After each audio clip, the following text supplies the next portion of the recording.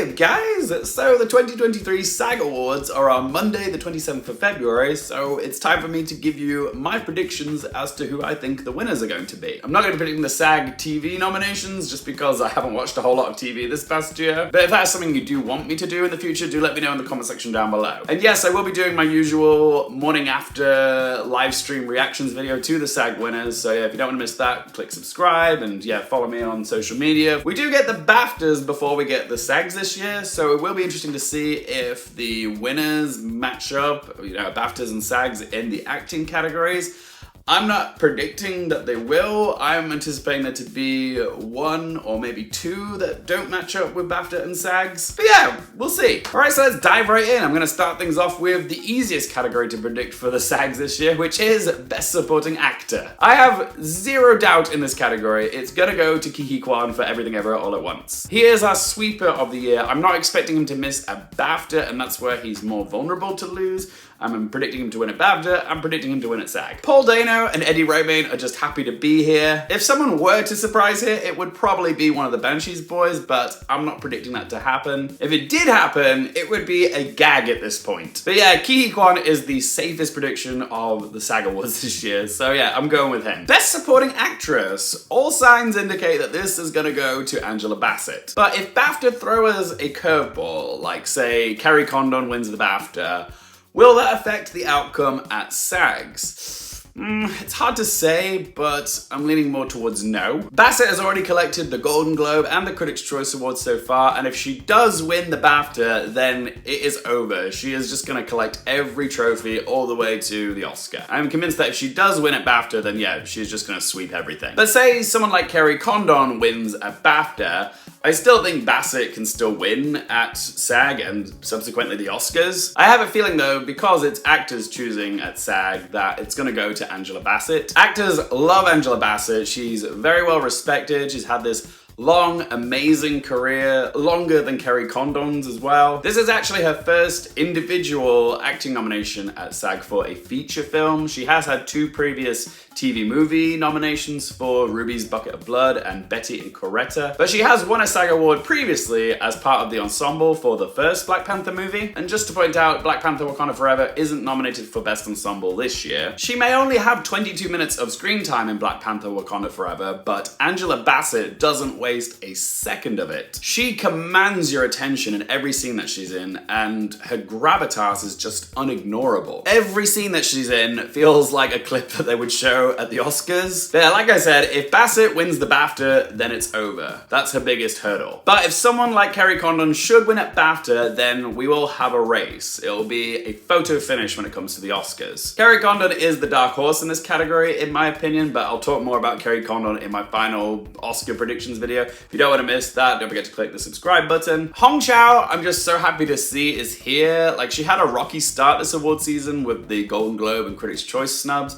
but she picked up steam and got in at SAG, BAFTA, and the Oscars. And whilst I loved her performance in The Whale, I don't see her winning anywhere that she's nominated. Not that she's not deserving, but if any performance is going to triumph from The Whale, then it's probably gonna be Brendan Fraser. Which kind of brings me into the nominations for Jamie Lee Curtis and Stephanie Hsu for Everything Ever All at Once. These two actresses were never a guarantee to make it in at the SAGs or the Oscars, but they both got both. And while they're both great in the film, I'm not sure I can see either of them winning at SAG. They're both competing against each other, so they might split some votes. Like, I can see voters umming and ahhing over, like, who would they give their support to? Like, you've got Jamie Lee Curtis, who is a beloved figure in the industry. She's been around for ages, and she's like the head cheerleader of Everything Everywhere All at Once. She's very well respected and loved, and people, might think, oh, it would be nice to see Jamie Lee Curtis, get her first SAG win. Although I will be honest, I never thought that when I first watched Everything Everywhere All at Once back in like March last year, that this was going to be the performance that Jamie Lee Curtis got her first ever Oscar nomination for. Yeah, I didn't call it at the time, but I'm so happy that she has finally got her first nomination, and there's something really cool that it is her first nomination for such a wild, crazy, funny performance like this. It's nice to see the Oscars, give some acknowledgement to more comedic performances like Jamie Lee Curtis's and Everything Everywhere. But yeah, at the same time, that sort of genre bias makes me think that, yeah, the nomination is a triumph, but that's probably where it stops for most people. Like, the nomination is a victory in itself. So yeah, I don't really see Jamie Lee Curtis winning at either SAG or BAFTA or the Oscars. And then there's Stephanie Hsu, who has more screen time and definitely leaves more of an emotional impact. I would love to see her pull off an upset here. It is a phenomenal performance. But as a relative newcomer, I don't really see the Screen Actors Guild having the same kind of support for Stephanie Hsu as they would for Angela Bassett or even Jamie Lee Curtis. Plus, with Everything Everywhere All at Once, Ke Huy Quan is likely to win Best Supporting Actor, and Michelle Yeoh has a credible shot of winning Best Actress as well, more on her shortly, but also the film has a very good chance of winning the SAG Ensemble as well.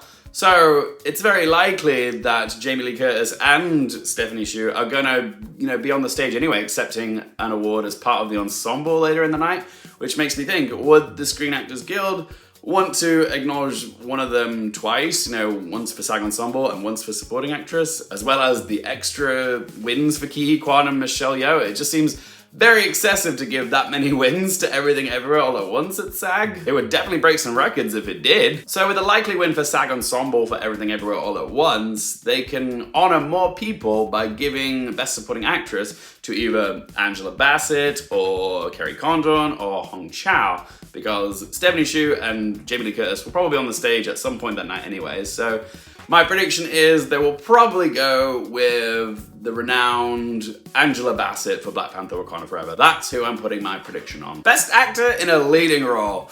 Ooh, this is a tough one, but come on, we all know. Adam Sandler for Hustle. No, sorry. No, as much as I'm glad to see Adam Sandler here, it's not going to be him. I do not see it happening. But yeah, I really do need to watch Hustle. I've still not watched it yet. The Best Actor race this award season has always been between Austin Butler for Elvis, Colin Farrell for Banshees, and Brendan Fraser for The Whale. And when we do get the BAFTA and SAG winners, I do think it is going to narrow it down from 3 contenders to either 2 or maybe even 1. At the time of filming this video, they're all pretty much on an even keel because Butler and Colin Farrell got the Golden Globes and Brendan Fraser got the Critics' Choice Award. In terms of Critics' Group's wins, Colin Farrell actually has the most wins, and he also has the Volpe Cup as well. But remember, at SAG, it's actors voting here. It's not critics. It's a different kettle of fish. So yeah, this is what actors like and appreciate. Out of Butler, Farrell, and Fraser, the only one of those that also has a SAG Ensemble nomination is Colin Farrell. So you'd think that might give Colin Farrell the edge here, but I actually don't think it does. The thing with SAG is they do tend to acknowledge performances that are very transformative and involve a lot of makeup. And Colin Farrell's performance in Banshees is nothing like that. It's a very subtle performance, which makes me think that it's actually going to be either Austin Butler or Brendan Fraser. Even if Colin Farrell wins at BAFTA, and there's a very strong possibility that he could win at BAFTA, I'm still predicting either Austin Butler or Brendan Fraser to win the SAG. But if Brendan Fraser or Austin Butler should win at BAFTA, then that's probably who I'll end up predicting for the SAG. So there might be an amendment after I've published this video. But yeah, if Colin Farrell wins at BAFTA, I'm still giving it to either Butler or Fraser. The question though is, who do I go for? Also, I should say this now, if Colin Farrell does lose at BAFTA, then I don't think he can win the Oscar. But yeah, back to the SAG Best Actor prediction. Both Austin Butler and Brendan Fraser have things working for and against them. Both are transformative performances with a lot of makeup, but where Butler has an edge over Fraser is that he's playing a real-life icon, Elvis Presley.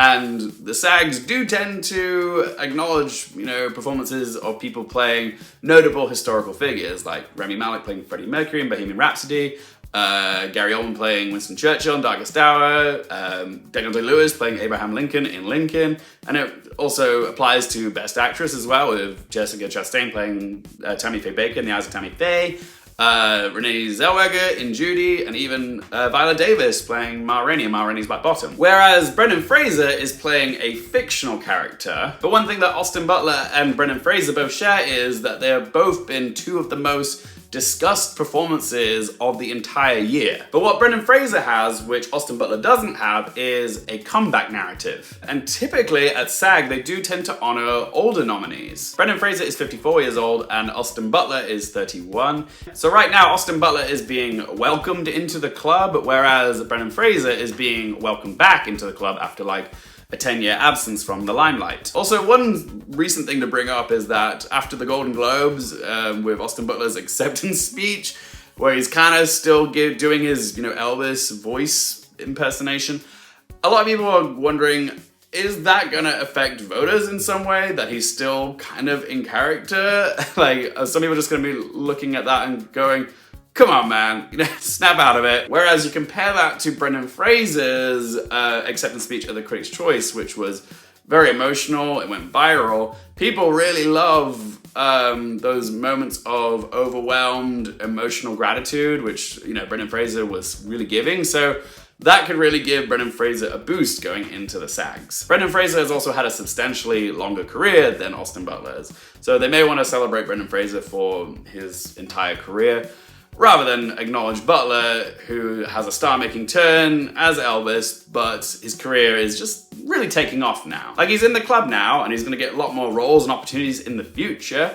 but isn't that almost a reward in itself? Whereas we've got an actor who's really paid his dues with both Brendan Fraser and Colin Farrell. And also Bill Nighy, can't forget about him. I'm not gonna entertain the idea of Bill Nighy winning the SAG award here, unless he somehow surprises at BAFTAs, but I'm not predicting that to happen. But yeah, ever since The Whale premiered at Venice, it seemed like Brendan Fraser was early selected as the Best Actor Oscar frontrunner, but it really has leveled out over the award season race, and it really is a three-way race at the moment. It really is neck and neck. If Brendan Fraser is gonna win the Oscar, then he needs to win the SAG ideally, because Colin Farrell and Austin Butler have performances that are also nominated for Best Picture at the Oscars, whereas Brendan Fraser's performance in The Whale, he's nominated, but The Whale failed to get a Best Picture nomination at the Oscars, and not since 2010 with Jeff Bridges and Crazy Heart have we had a Best Actor winner at the Oscars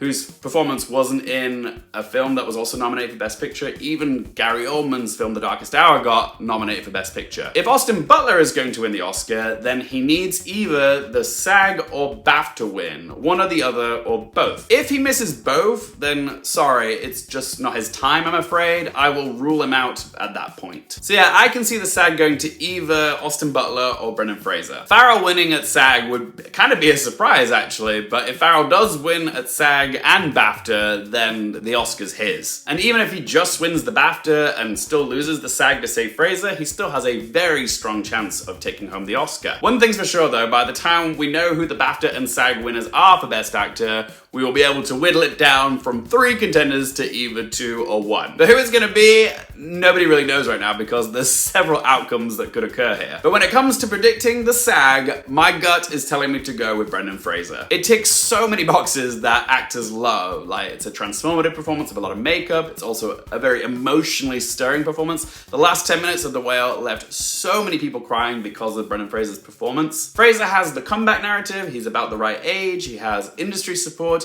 and he's also got the momentum from his previous acceptance speech at the Critics' Choice Awards. So yeah, my prediction for leading actor at SAG 2023 is Brendan Fraser for The Whale. Best actress in a leading role. This is actually the category that I'm most excited to see at the SAG Awards, because this genuinely feels like the place where frontrunner Cate Blanchett could lose. God, hear me. Like, rooting for Cate Blanchett to lose, despite the fact that I love both her performance in Tar and her as a human being. Please don't cancel me. I love me some Cate Blanchett. But yeah, this could be the moment that so many of us award season pundits are hoping to see happen this award season, and that is seeing Michelle Yeoh win Best Actress at SAG. Because if she does win at SAG, then there is still a pathway for her to win the Oscar. This is a really pivotal category in seeing who's going to take home the Oscar, and there is a chance Michelle Yeoh can win here. It's also not impossible that Michelle Yeoh could win at BAFTAs. Like, if Cate Blanchett's subliminal please don't vote for me message gets through to voters there, then yeah, if Michelle Yeoh wins the BAFTA, then yeah, she has a very good chance to win the Oscar, but I see her more likely winning at SAG than BAFTA. But yeah, with the SAG, she has a real credible shot of actually winning here, and if she does, then it's just gonna make the final lap of the race to Best Actress Oscar all the more enjoyable and nerve-wracking. Let's just start off the discussion by saying that both Cate Blanchett and Michelle Yeoh are both worthy of winning Best Actress at any awards body this year. They are both amazing in their respective movies, very different performances, yes, but both operating at the peak of their talents. Both Tar and Everything Everywhere All at Once are career-defining roles for them.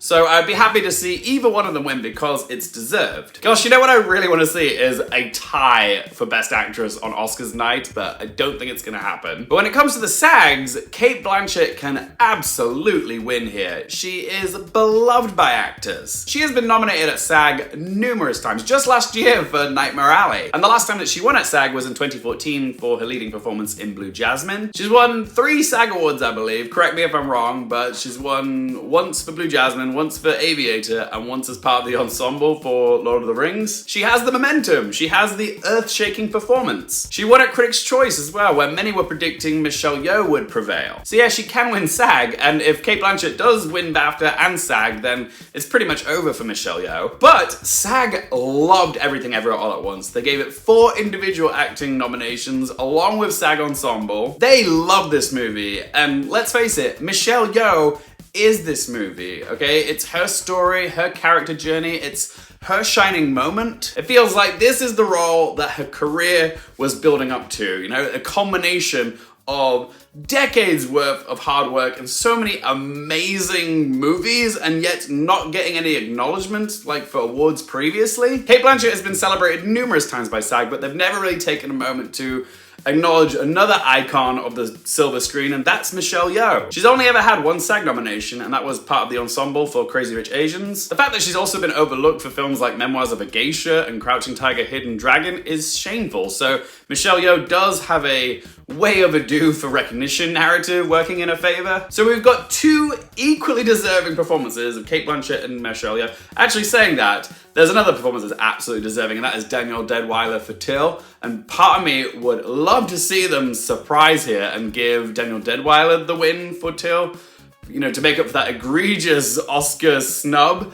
Like, I could see the actors maybe doing that, like saying, no, Danielle Deadwyler, what happened at the Oscars was shameful and you deserve to be acknowledged somewhere. So we're just gonna rally behind you at the SAG Awards instead. Part of me would love to see that, because yeah, Danielle Deadwyler is absolutely deserving of the Best Actress nomination at Oscars, and maybe she could surprise at SAG. But say they don't rally behind Danielle Deadwyler for another career-defining performance, it's probably going to go to either Michelle Yeoh or Cate Blanchett. Will they go for Cate Blanchett, who's already won twice in this category, and give her her 3rd, or give Michelle Yeoh her 1st after being overlooked for so many decades? There is an argument to be made that if SAG gives SAG Ensemble to Everything Everywhere All at Once, then Michelle Yeoh is going to receive a SAG award anyway as part of the ensemble for Everything Everywhere. So if they want to be diplomatic, maybe they will give Cate Blanchett Best Actress and Michelle Yeoh gets SAG Ensemble. That definitely is an outcome I could see happening, but this really does feel like it's supposed to be Michelle Yeoh's turn,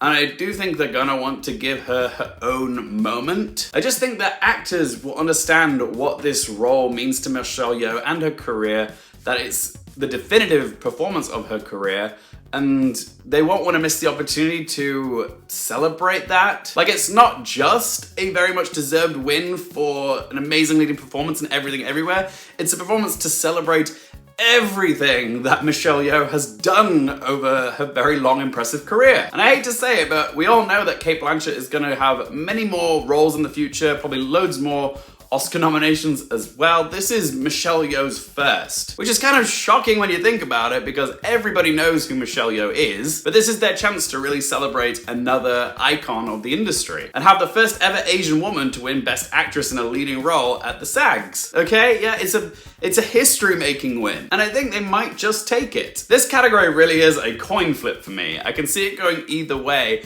but the optimist in me wants it to be Michelle Yeoh. and thinks it can happen here, so I'm gonna do it. I am gonna predict that Michelle Yeoh wins Best Actress in a Leading Role at the SAGs. Next up we have Stunts, and in this category we've got Avatar: The Way of Water, The Batman, Black Panther: Wakanda Forever, Top Gun: Maverick, and The Woman King. This one actually feels quite easy to me. It feels like it's gonna go to Top Gun: Maverick because it was kind of the movie that, you know, saved cinema this year because of its jaw-dropping stunts. Like, what they do for real, you know, in shot is absolutely orgasmic. Kind of in the same way that Mad Max Fury Road was, and that also won in this category. I feel like, you know, they're gonna want to celebrate Top Gun: Maverick where they can for what it did for cinema. So yeah, I'm going with Top Gun: Maverick. And the last category we've got is SAG Ensemble. And in this category we've got Babylon, The Banshees of Inisherin, Everything Everywhere All at Once, The Fabelmans, and Women Talking. Very interesting category this year. I am very happy with the 5 selections for this category. But what to say about them all? Banshees and Everything Everywhere are kind of on level ground. They both got 4 individual acting nominations and the SAG Ensemble. The Fabelmans has 1 individual acting nomination for Paul Dano, who wasn't even nominated at Oscars compared to his co-stars Michelle Williams and Judd Hirsch, who were, but didn't get in at SAG, which makes me think that opinions on the performances in The Fabelmans is a little bit mixed. And Babylon and Women Talking got SAG Ensemble despite receiving 0 individual acting nominations at SAG, but I will say both their inclusions in the SAG Ensemble are justified. I love both the casts in both these movies, and I'm very happy to see them here. But who am I predicting to win SAG Ensemble this year? Even though I love Babylon, I'm gonna rule it out first because it got 0 individual acting nominations at SAG or Oscars, and it also didn't get a Best Picture nomination at the Academy Awards. Women Talking also didn't receive any individual acting nominations at either SAG or the Oscars, but it did, however, receive a Best Picture nomination at the Oscars, which gives it a slight edge over Babylon, but I don't see it winning Best Picture at the Academy Awards. Its inclusion in Best Picture was kind of a surprise, so I don't think it's gonna have the legs to win SAG Ensemble, sadly. Although that would be kind of a wild outcome, say if the Screen Actors decided to rally behind Women Talking for SAG Ensemble because of all the snobbery that's occurred to Women Talking over award season. Like, it's not impossible, but I just don't think it's gonna happen. Generally, I think it's more likely that SAG Ensemble is gonna go to a film which has a credible chance of winning Best Picture at the Oscars. So that's The Fabelmans, Everything Everywhere, or Banshees. Could The Fabelmans pull off a surprise win for SAG Ensemble? It's definitely not impossible because The Fabelmans is a credible Best Picture contender at the Oscars, and also The Fabelmans does have the feel-good vibe that, you know, the SAGs tend to go for in this category. Like, it's a very schmaltzy movie and they might gravitate towards it. And it does have a very strong cast. The problem I'm having with it, though, is that it only received 1 individual acting nomination for Paul Dano, which seems to suggest that feelings on the performances in The Fabelmans are a little all over the place. I do think The Fabelmans has a chance, a slim chance, but I'm not going to predict it to win SAG Ensemble. It's going to come down to either Banshees or Everything Everywhere. Banshees could definitely happen. It's in a very strong position to win Best Film at the BAFTAs and some individual acting awards there as well. It's a film that is very much celebrated for its strong ensemble of performances, and remember, back in 2017, Martin McDonagh's previous film, The Three Billboards, did win SAG Ensemble. So that clearly evidences that SAGs do like Martin McDonagh's movies, they like the characters that he writes, and they like the performers who are playing them. SAG loved it so much they gave it 4 individual acting nominations for its cast. And there is that argument to be made that if none of the individual nominations from SAG win, then they could celebrate all the wins in one full sweep by giving Banshees the win for SAG Ensemble. Like, if Everything Everywhere wins supporting actor for Ke Huy Quan and Michelle Yeoh for lead actress, will they be diplomatic and give SAG Ensemble to Banshees of Inisherin? They very well could. That way, both films get some acknowledgement at SAG rather than Everything Everywhere sweeping everything. Everywhere all at once, way! So yeah, Banshees is definitely a possibility, and if it does win SAG Ensemble, then that will put it in a very comfortable position to win Best Picture at the Oscars. And finally, there's Everything Everywhere All at Once, which, like Banshees, also has 4 individual acting nominations as well. Everything Everywhere is definitely in the mix to win Best Picture at the Oscars, so yeah, it can win SAG Ensemble. I have Everything Everywhere winning individual SAG awards for its performances, with Ke Huy Quan for supporting actor, Michelle Yeoh for best actress. The big question is, though, if they both win, will SAG feel the need to give them SAG Ensemble as well. And my instinct is telling me yes. Given SAG's track record for SAG Ensemble, they do tend to gravitate towards the more feel-good, crowd-pleasing movies like The King's Speech, The Help, Hidden Figures, The Trial of Chicago 7, Coda. But they also do like to surprise us from time to time with a cool pick, like Inglourious Bastards, or Birdman, or Black Panther, or Parasite. And no SAG Ensemble nomination from 2023 is more cooler and more feel-good than Everything Everywhere All at Once. Banshees kind of lacks the feel-good factor, which is why I think that gives Everything Everywhere a little bit of an edge in this category. So I'm predicting that SAG Ensemble 2023 will go to Everything Everywhere All at Once, putting it in a prime position to win Best Picture at the Oscars. It's kind of crazy that I'm predicting Banshees to go home with nothing at the SAGs. That just doesn't seem right, but here we are. But yeah, those are my predictions for the 2023 SAG Awards. What do you think? Do you agree with me? Do you disagree? What are you predicting for the SAGs? Let me know in that comment section down below. If you guys have enjoyed the video, help me out by hitting the little thumbs up button. You want more movie, TV, and Oscars related content, don't forget to click subscribe. And if you want to follow me on any of my platforms for my reactions, all those links in that video description down below. And as always, thank you guys so much for watching. For more things related to movies, TV, the Oscars, and popcorn culture, I'm Luke Hearfield, and I'll see you next time.